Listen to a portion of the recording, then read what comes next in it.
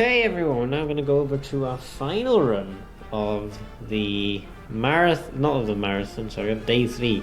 I need some sleep. Yeah, so we're going over now to the final run of day 3. We're going to the Fairly Odd Parents Shadow Showdown, all levels run by kaezee781. So, don't forget, of course, that we are doing this as a charity event for EveryoneCan. They're a Manchester-based charity who help disabled people play games and stuff. They have a gaming centre in Manchester, and they provide custom gaming peripherals for people to use. So our goal by the end of the day is, of course, £500. If you would like to donate, then if you go to the Tiltify link, which I will be posting in the chat now, if you go to that Tiltify page, then you can donate directly there. All proceeds through there will go direct to EveryoneCan as well. And our goal by the end of today is £500. If we can get to £500, that'll be absolutely incredible, and we're going to be getting a step closer to our total marathon goal of £750, which I really hope we can get to, actually. Because honestly, EveryoneCan, they are a fantastic charity. They do so much for so many people, they help out so much, and they can really do with as many donations as they can get. So, put your hands together, everyone. kaezee, I want you to just introduce yourself, introduce the run, introduce your couch, and we'll begin. Give me a countdown when you want to begin, of course, and I will start the timer.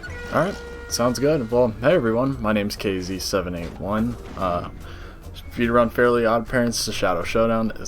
We got an all levels run for you today. On my couch, I have another runner, Earl Grey. Hey everybody, how's it going? I'm Earl Grey. I also speedrun this game. Pretty interesting category here today. You get to show off pretty much everything that run has to offer, and almost everything the game has to offer in terms of a full game run perspective, especially except for 100%, which kaezee is the expert in. But this is going to be a real fun one. So thanks for having me, and I'll be here to explain stuff when it gets a little too fast paced for kaezee too. Yeah. We'll see how much I can keep up, but, you know, brain's kind of fried right now, but we'll try our best to get through it. I guess without further ado, we can just go ahead and start. So I'll give a countdown and we'll go. So 3, 2, 1, go. So first up, we got tutorial. It's your very basic tutorial level. Not much goes on here. Just an introduction to the controls and to the basic plot and story. We really skip over most of the plot within this game. If we can skip a cutscene, which is something I did twice to open, we will. But there's really not too much to talk about here. It's more just, ooh, hello. Weird camera angle, thank you. Oh yeah, that camera angle happens if you skip the cutscene on like a really specific frame. Well, I believe it's a 2-frame window. That's probably the first time I've gotten it, not gonna lie, but I've had that happen a couple of times, and it usually throws me off really bad. But the basic thing with this game, the game's like main gimmick, I would say, is wishes and wish stars. So that's with the tutorial, we're being introduced to our wish stars for the first time. In this game, you need 3 wish stars to get a wish, and this will have probably the worst wish in the game. If we're being honest, it's a god-awful wish, but we have to have it.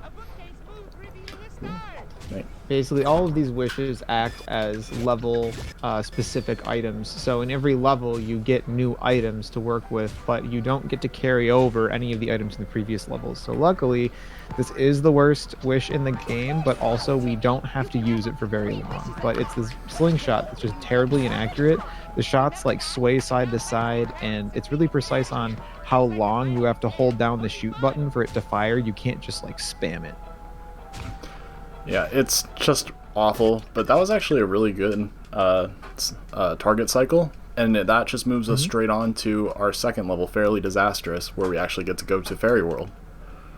And for those of you who aren't aware, there was actually a little trick there where kaezee ran back towards the door at the very beginning, or at the very end of the level, and that skips a usually unskippable cutscene. You'll notice that most cutscenes can be skipped by pausing and clicking skip cutscene, but some of them cannot.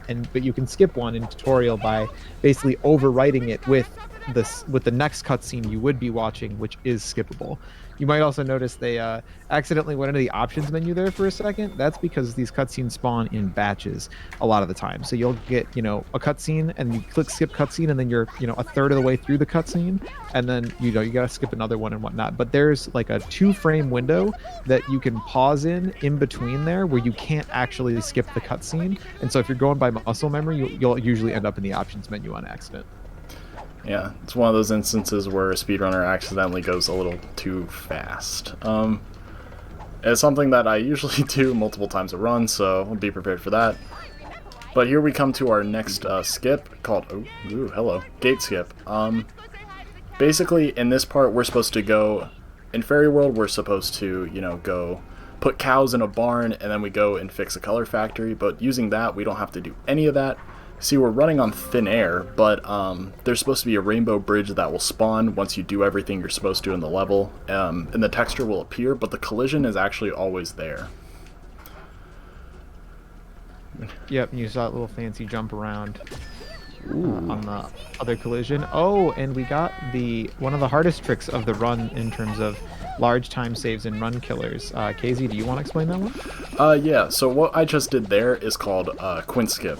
And what happens is you can kind of see there's faint lines on the floor that kind of serve as like a texture setup for it.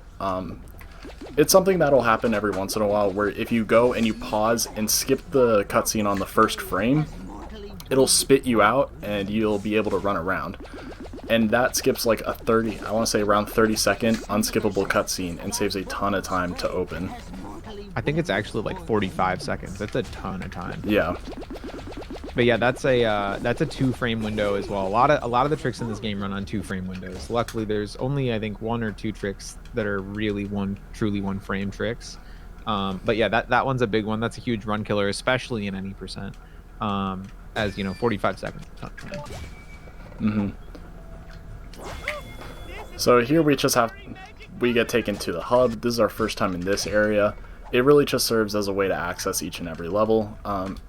The plot of this game is kind of weird. Like none of the fairies have wish powers anymore, so you have to go get a recipe to make a muffin, and to get one single wish. It's very strange, but that's kind of why we had to pick up a recipe right there.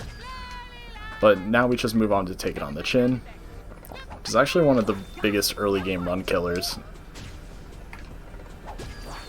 Yeah, this level has a lot of very hard strats. That jump that you saw right there is pretty tight. You have to do a run jump off the end. I guess now's a good time to talk about the movement a little bit. So you can run in this game, and there's a run meter in the bottom right corner that depletes as you run. But if you jump in the air after running, you maintain your speed, but while you're in the air, your run meter refills a little bit.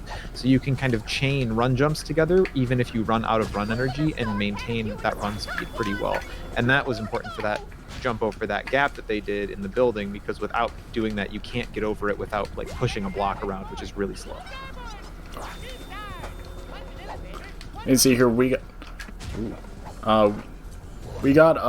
one of our wishes, the hang glider, chin glider, I don't remember what it's called, but now we got to get our second wish, the pogo stick.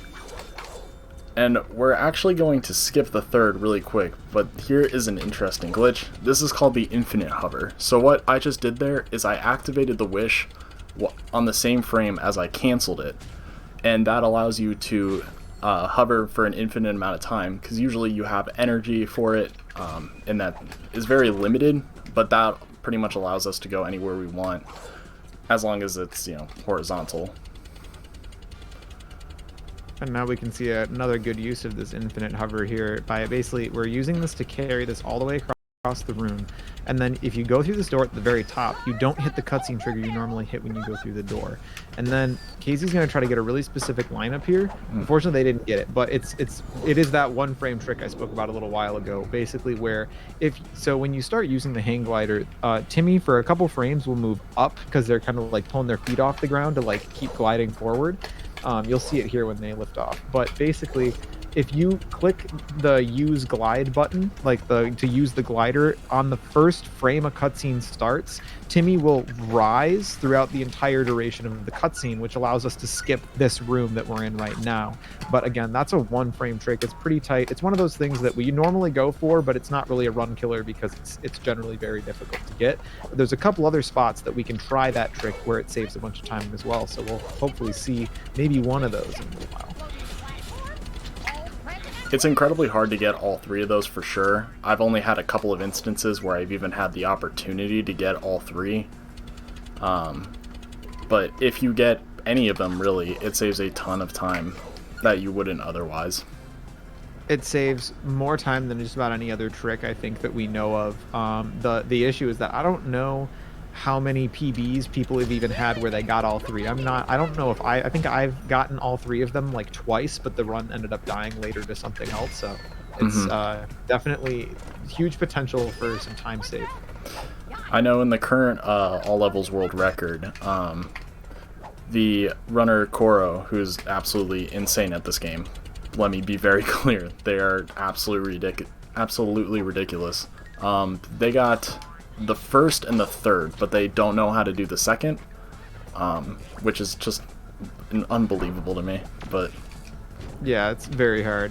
The second one's right here, that you can use it during this cutscene, where basically you got to pogo all the way up to the top of this room, but if you get that, it's called the glider climb, where you press the glider frame 1 of that cutscene starting. During the cutscene, you just see Timmy rise up through the room, and then you're like right at this door at the top at the end.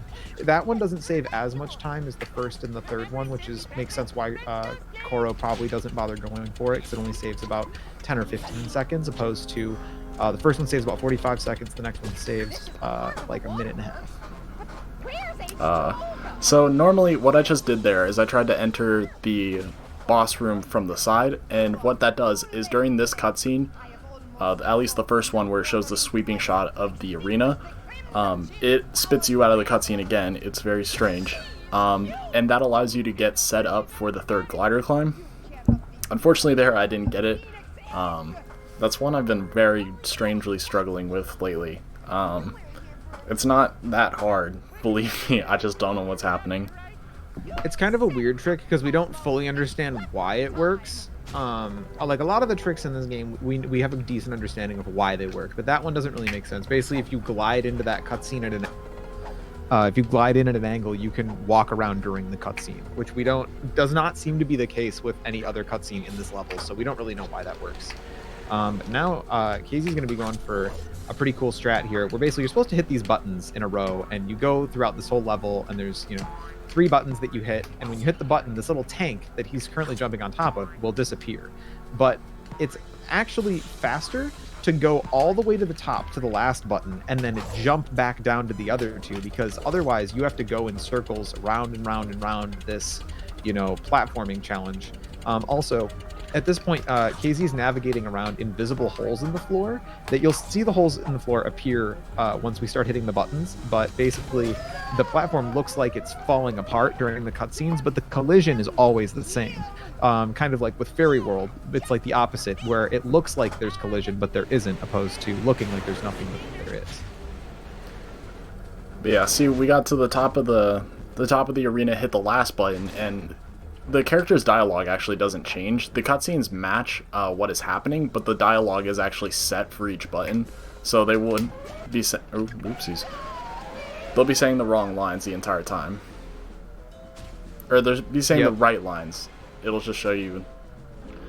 I'm out of order. All right.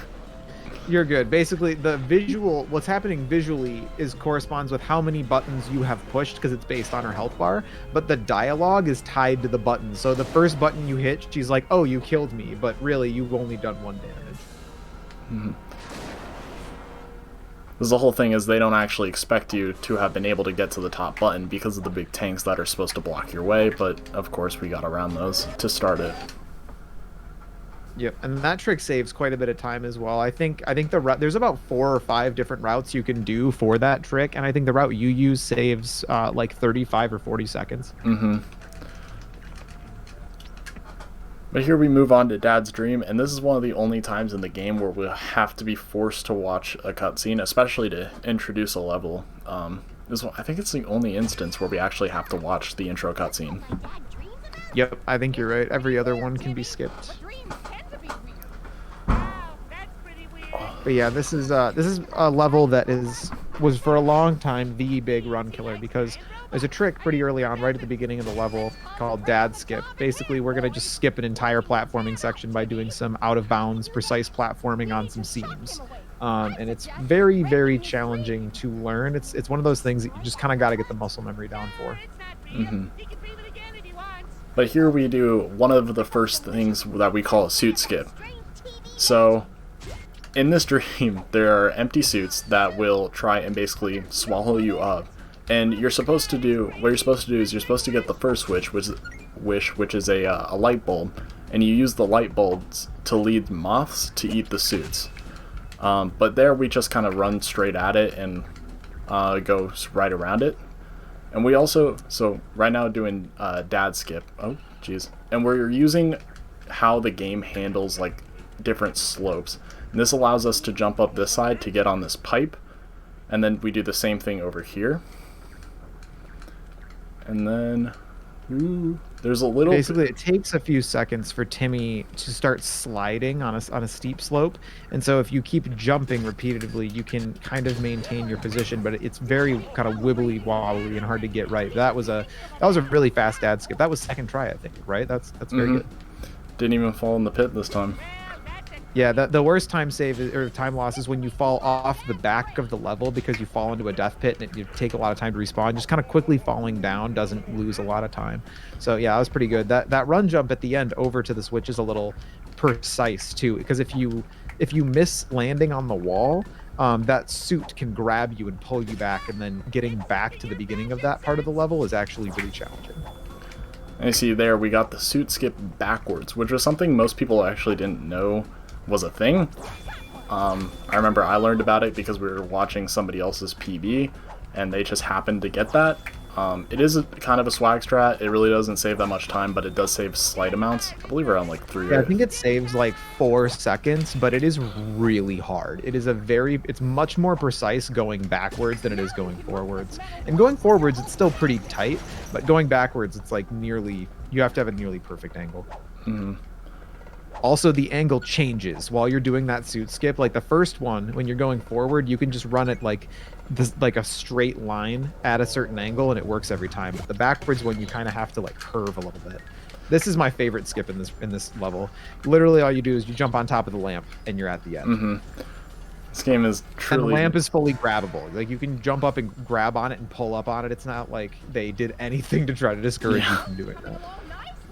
This game truly is made with Elmer's glue and paper mache, but it's has its moments.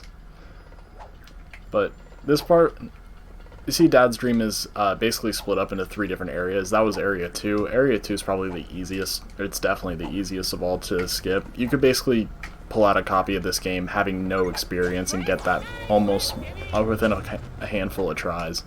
Don't forget to backup save here. I actually did that before. Oh, sweet. Awesome.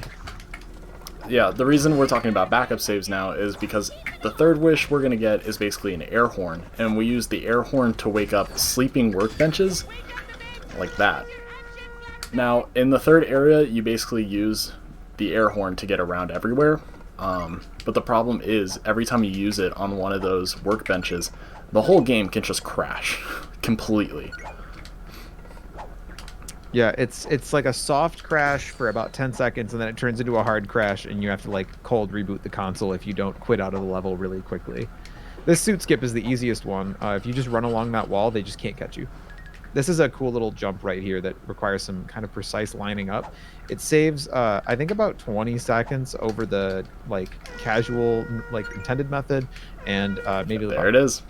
Oh, we got the crash. There it is. So yeah, good thing we have the safety save. That makes also you can notice the game lags really bad when you try to quit out. Yeah, it basically drops inputs everywhere and is almost impossible. I can't tell you how many times I've had good runs that are ahead by so much time that just completely lose it because of it. Yep, we don't really understand why that crash happens either. We've tried looking into it, trying to see if there's some kind of memory overflow or something, but I don't know why that happens. It's not usually that big of an issue, but it has definitely. I'm sure every runner in the community has had a good run killed by that crash at least a couple times. It seems to be a GameCube only crash, right? Isn't that, I believe? I think that's what some people were talking about. There's a PS2 version of this game that we didn't run at all for a really long time because the loads are really bad. But we semi-recently got an auto splitter that can remove loads. So after I got the load remover made, some people were talking about maybe using PS2. And one of the findings that we made was that crash does not appear to happen at all on PS2. It does happen on emulator, though, as well. It can happen on Dolphin. So hopefully... Yep, there it is. Finally. There we go. We're good. It seems to be usually that it has a higher chance of happening if you get there. If you do that gap skip that I did, a lot of times it seems to happen right there. Because it seems usually that if I miss it at least once or twice, I actually don't get the crash ever. Oh, interesting. I've never noticed that before, but I think you're right. So this is a fun little skip where you just jump on the trophy and you can just jump to the very end of this like long platforming section where you have to use the horn a bunch. Ooh, alright. Landing on that wall is kind of funky because you have to like turn the camera and maneuver mid-air.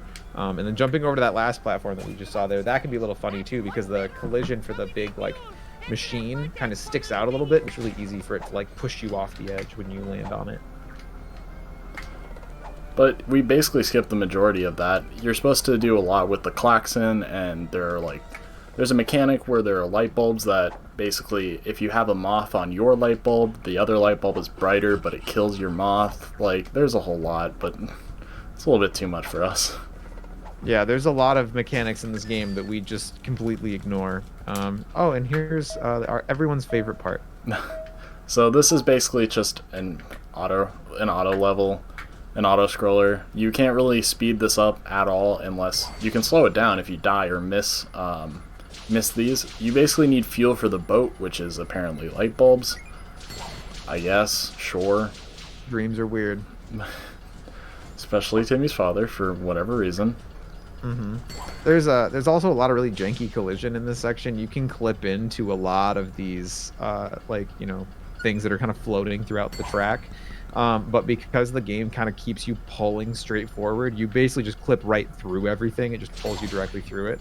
That was basically their way of being like, oh, we don't want anybody to get stuck on things. So you sometimes you just get pulled directly through collision.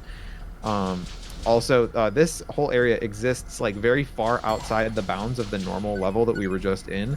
And if you use like an infinite jump cheat code, you can actually jump all the way out here and kind of running around through here, and there's basically an invisible box that encompasses this entire section that is just that you can like run on the floor of, but that's what keeps kaezee from when they're holding left not just going off the screen. It's kind of interesting.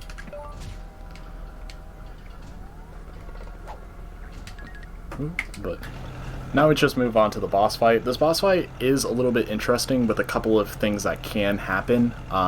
I'm going to be trying to play it very safe here because there is a way to lose a bunch of time. It's very hard to save time in this boss fight, but it's very easy to lose it. So the big thing is you want to use these buttons to knock the robot over, and then you shoot at its head. But you see with the cutscene with it getting up and grabbing its head, if you skip it, you can skip the cutscene a little bit too early, and if you do, the boss basically just stays down with no real way of getting it back up besides running into it and dying. So And when you do that, anytime that you die or get hit by that laser, basically it skips the next button that is coming up. So you have to do like an additional, phase of the fight, basically. Mm-hmm. And you can also see with how it stomps and makes damage. If you wait for that cutscene to go, a lot of times that'll guarantee that the stomp damage will basically disappear. But I can tell you that I have ran into the stomps very often just because it doesn't stay down, and that can pretty much kill a run because the robot will stay up. was a really clean fight, though. That was pretty good. Only one little hang up on that pillar. Those pillars that fall down are a little tough too. You have to. It's best, I think, to use sound cues for those, which can be a little tough when you're trying to talk and do a marathon at the same time. Yeah, pretty much. It's why that's the only time in the game that I ever use sound. Other than that, I can play the game just without volume, and it's fine. Yeah, I think that's the only strat that we use sound cues on, but I don't know. Who knows? Maybe eventually we'll find another one. So here's a fun level. This level has seen quite the transformation over the last few months. There's basically two completely different routes for this level. One of them is completely inbounds, and one of them is mostly out of bounds. And it's funny because the inbounds route is technically slightly faster by like a second and a half, but it's much harder to do optimally than the out of bounds route. So you see a good 50-50 split between runners on which routes they go for. A lot of the newer runners actually seem to pick up the out of bounds easier, but oh geez, all right, that's not good. Since I've been running the game, I was running the game before the out of bounds strategy was discovered, so I've just always done inbounds. I tried switching to out of bounds for I want to say 2 weeks, but I was consistently losing time and runs to out of bounds, so I just stuck to what worked for me. That's the main bad thing about the out of bounds, is that in this game, if you fall while you're out of bounds, and there's no death plane, which most of the game doesn't, if it doesn't expect you to be able to fall, there is no death plane, you have to exit the level and restart the entire level. So the out of bounds is technically a little bit easier to do quickly, but if you mess up, the punishment is huge. Versus in the inbounds route, you're only going to be able to make small mistakes. The only way you're going to soft lock yourself inbounds is if you're doing something really silly that you shouldn't have been doing anyway. Or just the occasional absolutely devastating crash that happens in one of the last levels, which I feel that is well. There is actually a soft lock inbounds in this level with the knights that are around that are just kind of like suits of armor that are sitting against the walls and stuff. If you try to jump on top of them, you can get stuck between them and the wall, and you have to restart the level. There's a couple of different areas where that can actually happen, where you cannot move Timmy, and you really just you're forced to reset with no other choice. Has made for some fun glitch hunting for this game. A lot of just getting stuck and needing to restart or reload a save state. So here we're basically at the split. If you were doing the out of bounds strategy, you would have already done it. Instead, we're doing what is called pit skip. So we're abusing the same mechanic as we did earlier with dad skip, basically going against the slope. Oops, I messed it up. But abusing the slope and then using the wish that we have now. Probably should have said it. It's the world inverter. Basically turns the entire map upside down. And it can be used, like I said, for out of bounds, but in this case we use it here to get further into the level. But we got it there, so very nice. Nice. Yeah, that trick can be kind of tough because when you just mash the button while Timmy is sliding down that slope, and you hope that it triggers, because it's kind of inconsistent with how it triggers when you're on a slope. But you can flip the room and then get back over the other side without needing the last wish. And the way that we use this to get out of bounds, by the way, is basically there's all the cutscenes in this game, they place Timmy at a specific spot. So you might have seen it there. It looks like Timmy kind of gets teleported a few feet. And if you can get into a cutscene with the world inverted, basically the other way that it if it's expecting everything to be right side up, but you go into the cutscene with the world upside down, it'll place you on the wrong side of the floor, and you'll be on the outside of all of this, this giant mansion. But that part... That's supposed to be a really long block pushing puzzle, but you can just use the world inverter to skip the entire thing. Fun fact, though, with that, we go into basically a place that teleports us to this room that has the boss in it. If you do the out of bounds route, you actually circumvent that completely and go straight to the boss room and jump in that to trigger this cutscene. Pretty much. There's a thing you can do while out of bounds that will load this area, and then you can jump over to this area by flipping the world. And it's a little risky if you miss, you have to start over. But then once you're on top of this room on the outside of it, you can kind of just barely clip into the wall enough to trigger this cutscene, and it teleports you back inbounds. And that was what kept us from being able to do out of bounds for a long time. We knew how to get out of bounds for a good while, but getting back in bounds was the challenging part. We couldn't figure out how to get back. And so once we found this cutscene would bring us back in bounds, we realized the out of bounds route was feasible. But at that point, people had optimized the inbounds route so much that it was actually a little bit slower. But this boss is kind of funny. You have to drop these boxes on him by flipping the room, but the collision is kind of weird. And so you have to do kind of a specific lineup with the shadows to make sure that it's going to hit. Because a lot of times it'll look like the box just falls straight through the boss without doing any damage if they're like just too far backwards. There have been times where I've been on pretty good runs to this point, and you can actually push those boxes just fine, because I'm pretty sure what they expected you to do casually is kind of remember where the ghost was but when it disappeared, and then push over to where it was at last. But most of the time we just line it up like this. Yeah, just kind of using the boss's pathing AI to set it up instead, which is why the camera is a little funny here. This fight is a little bit easier if you push the boxes out a little bit, and it doesn't lose any time, but it's slightly less consistent if you don't put the box in the exact same place every time. Mm-hmm. So this is actually the point where all levels in any percent actually deviate. Honestly, I feel like I have enough time to demonstrate the any percent glitch. So if you come over here, build momentum, it's the same concept we had in Fairly Disastrous, where we over there it looks like there's no collision or that nothing is loaded, but you can see there we can just jump on top, and then if you run that way you trigger the final boss of the game, and you can just beat it like that. So that's where any percent actually ends, but instead in all levels we play all the levels. So here we go to the next one, the Great Escape.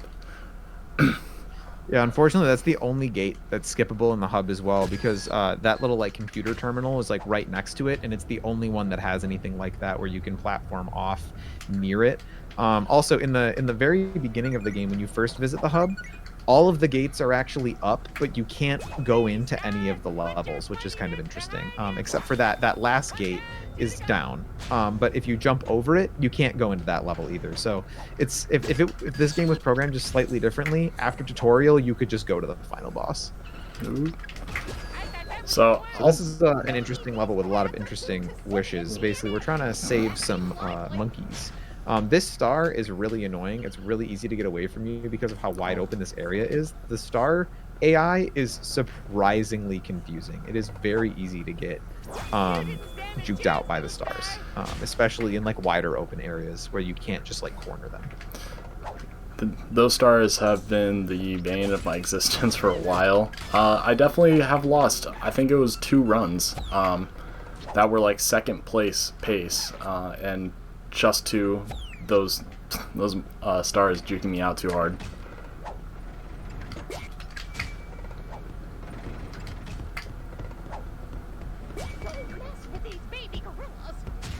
Yeah, as Wanda just pointed out, there are baby gorillas. Basically, they just walk around, and if they notice something, like a sound or whatever, they'll try and look at it.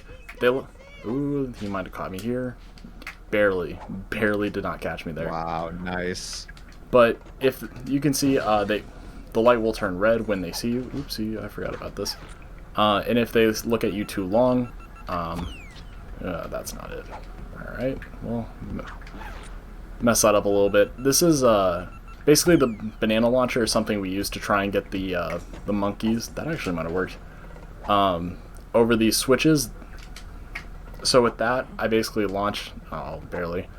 Wow, that was pretty close. Yeah, the intended strat there is that you open the gate and then shoot from the button, but you have to shoot a couple extra bananas, but you can do kind of an angled shot over the wall and use just 1 banana, which makes it so that you don't have to get any ammo later.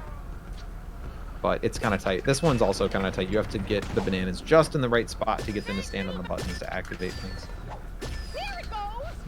Come on. This is another one of those stars that can easily juke you if you're not careful.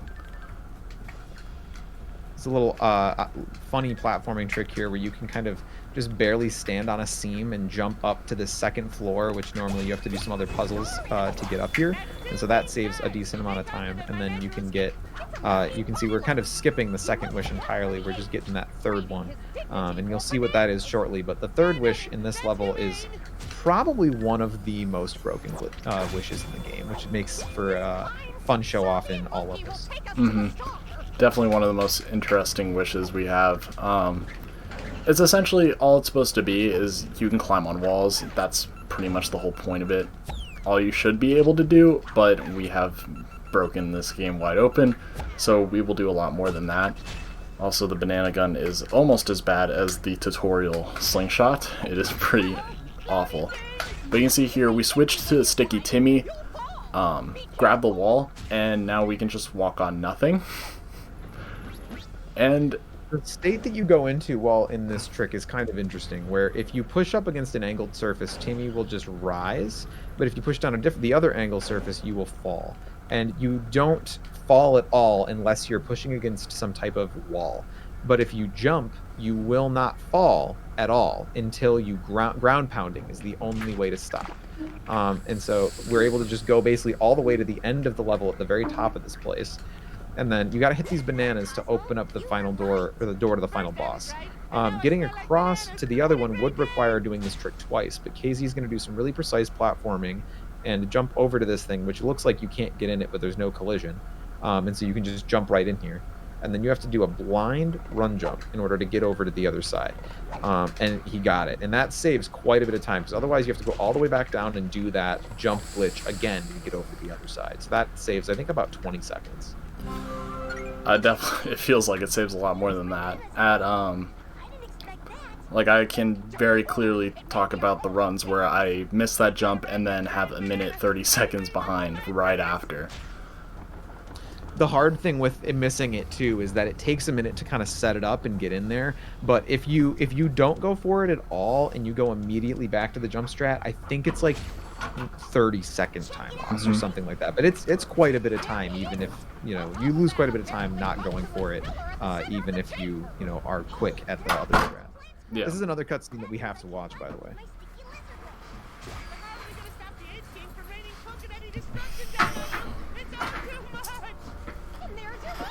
Do we have a bit of time just to shout out the donations then? Oh yeah, 100%. Yeah, well, we haven't got any new donations, but again, there's just a quick shout out to anyone who wants to go and donate. You can do it by going to the Tiltify link, ! donate in the chat. We'll bring up the link for you guys. I'll also post it in the chat for you all, just for convenience as well. I don't think we'll reach £500 by the end of today, but any donations that come in, then please feel free to put your donations in. It all goes to a fantastic cause. EveryoneCan are a fantastic charity, and they really do help out a lot of people. So if you want to donate, then if you go to the Tiltify link, and all donations through that will go direct to EveryoneCan as well, and I will announce them as they come through as well. So what we're doing here with this boss is, oh geez, I messed up there, but basically you got to hit him with bananas, and then he's allergic, I believe. So you hit him with bananas, and then he gets knocked over. And what we can do is if you ground pound to stay on, I would kind of compare it if any of you have seen Super Mario Odyssey, the Mecha Brutal boss fight. You basically just ground pound to stay on top, and then if you use the banana gun right after, you can stay on top because he'll get knocked right over immediately. And with that strat, you can kill him within, like, I think it's like 10 seconds or something. It's really fast if you get all of the jumps just right. But basically, in this game, kind of like with Mario Odyssey, when you get rebounded by a boss like that, you can cancel it with a ground pound and just like stay where you are. But that platform is really small, so the timing is pretty tight. It's one of those tricks where you can get it consistent, but every once in a while you're still gonna miss it. Now we have one of the longest, or the longest level in the run. This level is just really big. There's a lot of running around that we have to do to get items and things. There's also multiple different ways to beat this level quickly. There's a couple different strats in regards to skipping certain wishes and not skipping certain wishes. So we'll get into that once we get some more of the wishes. But the first one everyone gets in any route, which is a jetpack.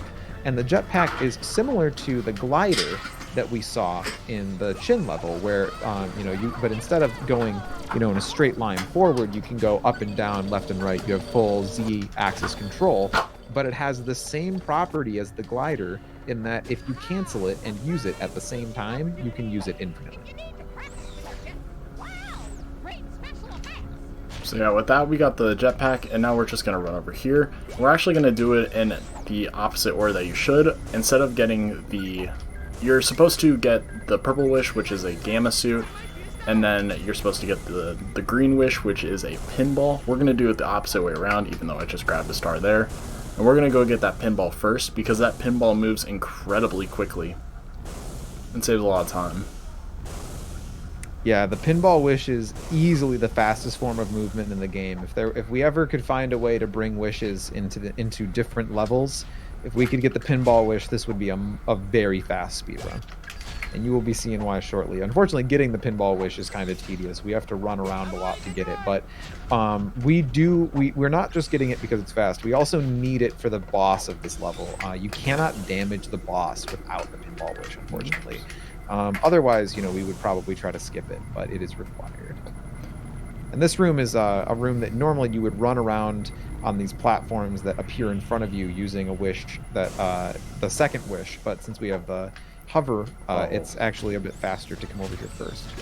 Oh, rip. kaezee is going for a little trick there that saves a little bit of time, where you land on some decorative stuff at the very top of the room, and you can do a run jump, because the hovering is pretty slow. It allows you to run jump down there, but it's a little bit tight. If your angle's off by just a little bit, it's easy to fall. And also, it's kind of hard. You can't really see. That's the first time I have actually gotten the camera to face that way. It faced left when I was fully expecting it to face either center or right. It's always in the marathons, right? Where it's incredibly strange stuff that you've never seen before. It just happens to happen. But we have to do it 3 times to get all 3 wishes. What we used to do, actually, was we used to get the gamma suit. Oh, come on, I got this. There it is. Okay, we used to get the gamma suit, and the platforms would appear, and what you'd have to do is basically cancel the wish, jump to stay airborne, and then switch to the jetpack, and then use the jetpack to hover over the electric barriers there. But then we found out about the infinite hover, so that became completely obsolete. We also, one of our moderators, Rose, did some quite extensive timing on a bunch of different routes in this level, because for a long time we didn't really know which route was fastest, because there's probably about 10 different ways you can go about this level, and it seems fast. So Rose spent a lot of time timing the different routes available and whatnot, but having the pinball as early as possible was essentially what we found to be the most successful, because it is very fast, as you just saw. It's a huge deal, especially because a lot of times what this game does very often, we saw it a ton in Dad's Dream, is to hide loading zones. It'll essentially just put really long platforms or really long hallways where you can't see the other side until you get close. That's just to hide loading zones so they can load and deload. So being able to speed up that process is a big deal. In some of the other levels, they do it a little bit more intelligently. Like in Ferry World, for example, you don't see a lot of those long stretches of straight you have to run through, because they kind of snake the level around itself and hide a lot of portions of the level with decorative stuff. So it definitely seems like that level was probably the first one to be designed, and then towards the end they were like, I don't know, just put a long hallway. I have no idea. Those floaty things are supposed to immediately just kill you. I don't know how I didn't hit the hitbox of it. You must have been barely just a few pixels away. Yeah, it was about as close as I've ever come to those without dying. Yeah, another thing with this infinite hover, so the infinite hover in Chin does not have this problem, but in this level, if you get damaged while you're doing the infinite hover, it soft locks. So you have to be pretty careful that where you're doing it is not in a super dangerous spot, because if you take damage, you got to restart the whole level. But now what we're going to do is essentially what you're supposed to do is you're supposed to take the pinball that you're supposed to have gotten after the gamma suit, go around and do a bunch of pinball puzzles, which unlocks a door, which unlocks an auto scroller like the one that we saw in Dad's Dream. But what we're doing now is we're essentially just cutting out the middleman. We're going completely out of bounds to go just around it. And interestingly enough, that room that we just went out of the top of is, as far as we're aware, the only room in this entire level that has no ceiling or a hole in the ceiling. Every other room is completely fully collisioned on the ceiling. So that room just allows us to basically get out and do this weird platforming. So you'll notice Casey's trying to load in some areas here. Basically, you can, by unloading and loading in new areas, you can kind of run on them and save a little bit of time from just hovering all the way across. And so with the Dad's Dream auto scroller that we saw, that one is kind of interesting, where until you finish the auto scroller, the loading zone for the boss is not loaded. It doesn't load until you finish that auto scroller. But that's not how it works in this level. In this level, the loading zone for the boss is always loaded. It's just blocked by a door that is not open. And so if you get out of bounds, you can smack that loading zone. That jump is a lot more precarious than it looks. The loading zone is kind of precise, and you have to be pretty close to the area if you want to actually hit it and get put in the boss room. Because if you miss it, which, believe me, I have, you just fall, and you have to reset the level, which most likely means you're resetting the run. The way you do that strat scares me so much. I use the infinite hover there to kind of move around to make sure that I hit it. That YOLO jump is so scary to me. I do not do that. Yeah, it's probably why I've lost a lot of runs there. It is faster. I'll give it to you that. It's faster. You also do your loads and unloads a little bit differently. There's a lot of different ways to do the strats in this game. All right, Casey's going for a really hard strat here that we're kind of just show off, where you can basically, you don't need to use the gamma suit at all in this fight. You can use the pinball to get these really precise jumps over to these buttons. And basically, the idea is that we hit all of these buttons, and then a little cannon comes up that can fire us as the pinball into Vicky and do damage. But if you fall in this pit, unfortunately, as we just saw, all of the buttons reset. So if you don't get the gamma suit and you fall like 2 or 3 times, you've lost time over getting the gamma suit. But it's a cool strat to show off. Casey's been practicing it a lot, but it is very, very, very hard. It's one of those where basically the only people who have ever done it in a run are me and and the world record holder Koro. And I don't even think I saved that much time over just getting the gamma suit, but it is something that is really cool to show off in a marathon setting like this. Eventually, I'm hoping to get this one phase. Okay, hopefully this last jump to the back is way easier than the other two. The distance is much shorter, so it's a lot easier. The distance is shorter, but it's also a little bit harder to line up because of the way the boss's hitbox works and the way it sits over here. It's like a little bit tighter to go around it on the side, to get to the back than it is to get to the side, but the distance is shorter, so it's hard in a different way than the ones on the side. Yeah. There what I usually do is I will actually unequip the ball and then just walk back, because falling off at that point loses an incredible amount of time, because even though the cannon has spawned, even like that happening, it will despawn right after you fall into the pit. Yeah, this boss fight is incredibly unforgiving. If you fall at all, it's just like, okay, reset from the last 30 seconds worth of progress. Also, another thing, this floor that we're running on will progressively get more holes in it as the level goes on, as we do damage during these cutscenes. Basically, these lasers that are flying out are punching holes in the floor. Also, what's interesting is you can see Vicky firing lasers at us while we're running across the gamma platforms. That doesn't happen usually with the pinball unless you are just standing still. In that case, they will start to fire at you. But otherwise, like you see it. Ooh, oopsies. Otherwise, they will continue. Those holes are kind of tough because as the floor's popping up in front of you, you don't really have time to react when you're running. You kind of have to have them exactly memorized. So if you're off by like a few feet, you're going in the hole. Oh my gosh! Please stop. Getting up close up there is scary. They just rapid fire shots at you. This is one of those bosses that looks really easy, and sometimes it is easy, and then other times things all just don't work correctly. It shoots you a bunch of times, you fall in a hole. It's like, it's so easy for this one to go off the rails. Yeah, Earl mentioned there that you pretty much have to memorize it because it's very hard to react to the holes and if you don't know where they are. I've been doing the ball strat the last couple times I've been running this game, and I don't remember where the holes are, so I'm just kind of running blind here, and I kind of have to rely on reaction times like that. Oh, that was a scary one. There you saw, they actually ran off the edge, but jumped quickly after leaving the edge and had just enough height to get back up on the floor. But yeah, this is one of those strats where it's kind of just like, you gotta memorize it, or, spend 10 hours grinding the pinball strat. I'm probably up to like 30. I don't think anyone really likes to admit how much the time they've spent with this game, and I really don't want to admit how much time I've spent with the pinball strat.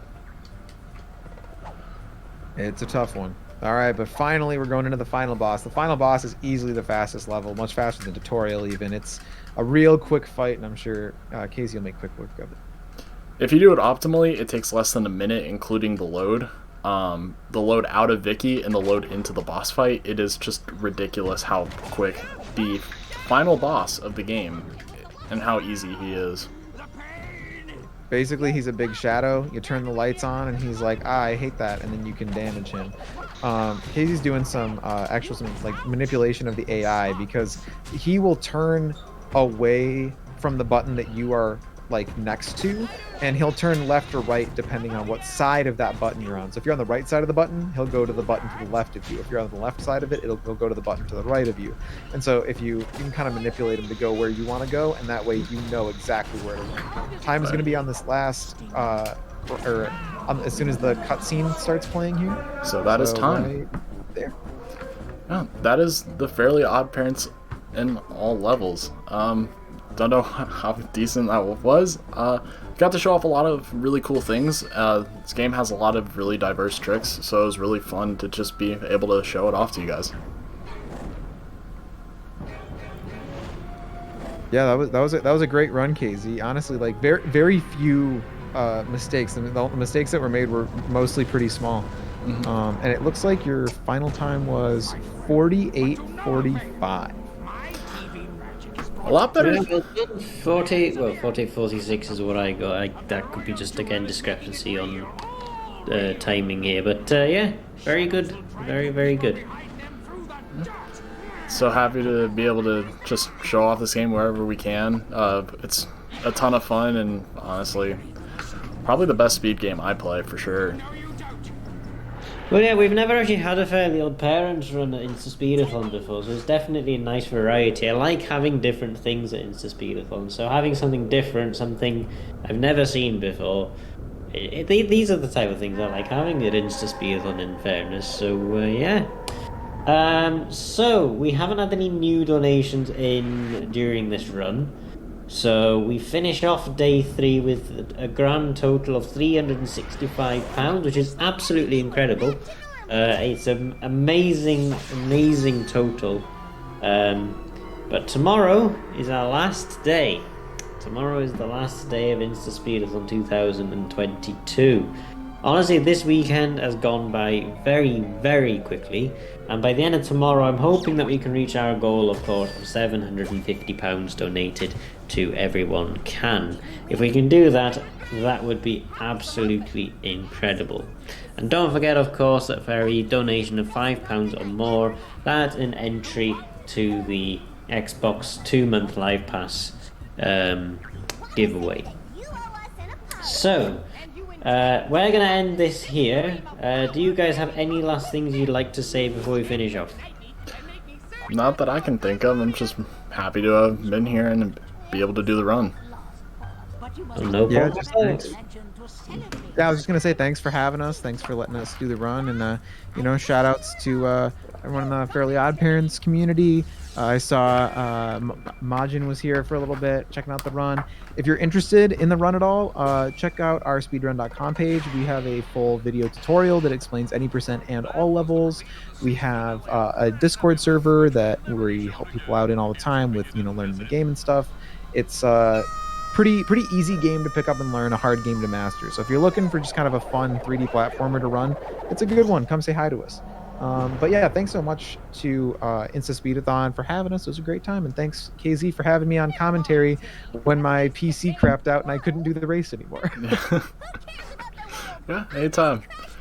Well, no problem, guys. It's been an absolute pleasure to host a Fairly Odd Parents run at InstaSpeedathon. We will be back tomorrow, and tomorrow we start at 10 to 11 in the morning. So it's a little bit later than what we normally start at. We're starting a little bit later, mostly because people's availabilities don't really match up, and so we can finish then at 9 o'clock then as well tomorrow evening. So I'll see you all there for 10 to 11 tomorrow morning, bright and early. Well, kind of, maybe not as early as today, of course. So bright and early, 10 to 11. And we start off tomorrow with a Metal Gear Solid 2 Substance run by Azu.